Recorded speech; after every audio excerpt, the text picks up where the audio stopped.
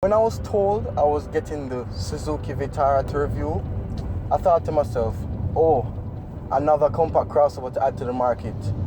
But when I actually saw the one I was getting, can I tell you, you're not going to find any crossover that looks this good in this price range. Trust me.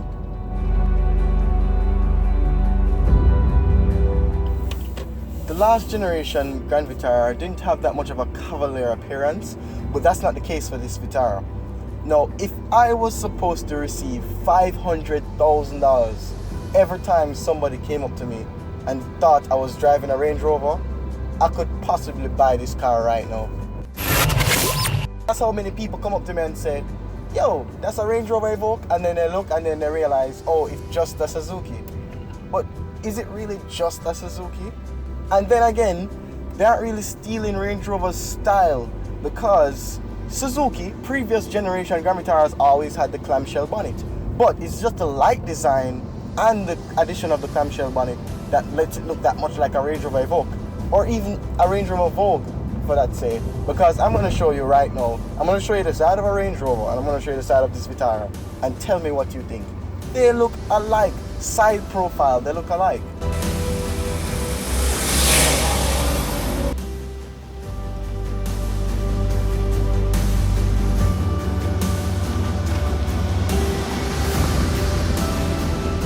I'm glad I got this crossover to review because it brings change.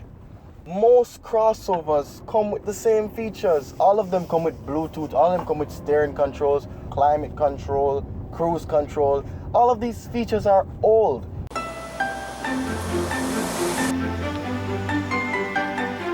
I say I'm glad about the Vitara because of customization and the appreciation of taste for the younger generation. Now, whoever came up with the color scheme should get a pay raise. This one is Savannah Ivory, which is more subtle, but the Atlantis Turquoise is my favorite. Not only does it look like a Range Rover, it's customizable. Everything is customizable. Most cars that have black trim on the outside, the plastic black trim on the outside, it lets the vehicle look very generic. Well, this Vitara has that black plastic around it, on the bumper and on the side, but it doesn't look generic. It even drives better. This version has a 1.6 litre M16 petrol engine with a 6-speed automatic. I can safely say this is one of the most fuel efficient crossovers with 4-wheel drive on the planet. A 4-wheel drive vehicle is not supposed to do this good on gas. It's unheard of. What else amazes me is how well it is off-road.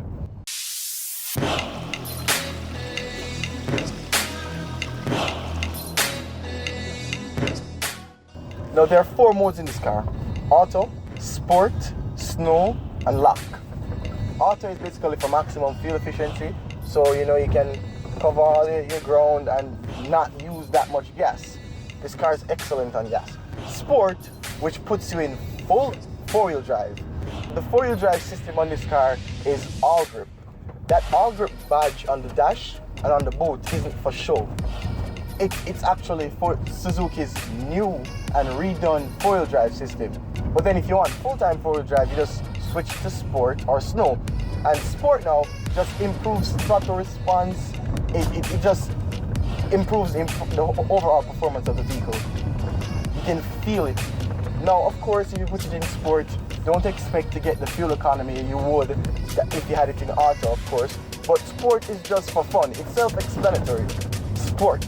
Now, Snow, which we don't have, is not necessarily useless, because Snow also describes something that's wet.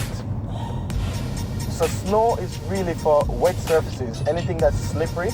Then you have Lock. Lock now is for extraction.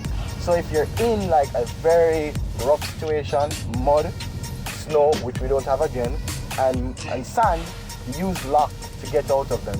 Lock is extraction mode. And that's the 4 modes for Suzuki's all-grip 4-wheel drive.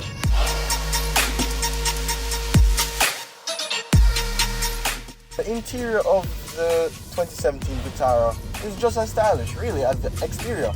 Although I would say that Suzuki really nailed the exterior, the interior is a lot more refined. There's a lot of hard plastic around here.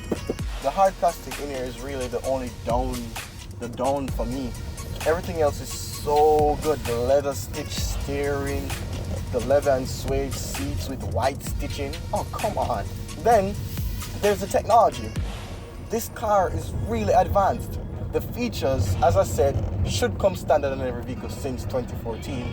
But then again, of course, some vehicles have to be more affordable for some. Not everybody fancy these features, so of course they allow them to be options. There is their mode button, volume up, volume down. You can change your radio from the steering, cruise control, your limit. You have your paddle shifters. Then you have your Bluetooth controls under the steering to the left. You have your horn, a nice looking speed dial. I think the best one I've seen so far from Suzuki. Goes up to 220. Of course, you have the fuel gauge. Then in the center, you have a small screen that shows you what drive, what gear you're in, the time, the temperature, and the kilometers of the car, which right now is 586 kilometers. This is a brand new car. Then you have your rear view mirror, which I love because the rear view mirror is not just a rear view mirror. If you look closely in the interior, you realize there's no real screen for the infotainment system, but this car has a backup camera. And you're probably wondering, how does this car have a backup camera? Well, your backup camera is in your rear view mirror. Usually people who have backup cameras, they look down into the center console to get the judgment. But really, if it's in the rear view mirror, you can actually look at it while looking through the back glass at the same time and keep your head up to look through both side mirrors. So it's actually an improvement in terms of safety. You have your parking sensors button, your hill descent button, traction control, and your fog lamps. Then for the center console, they have CD, FM, AM, and media. Media, which covers your Bluetooth and your USB connectivity. Now, in terms of trunk space is no big deal. You only get 375 liters, but you do get some good amount of space if you fold down the rear seats, which is not hard.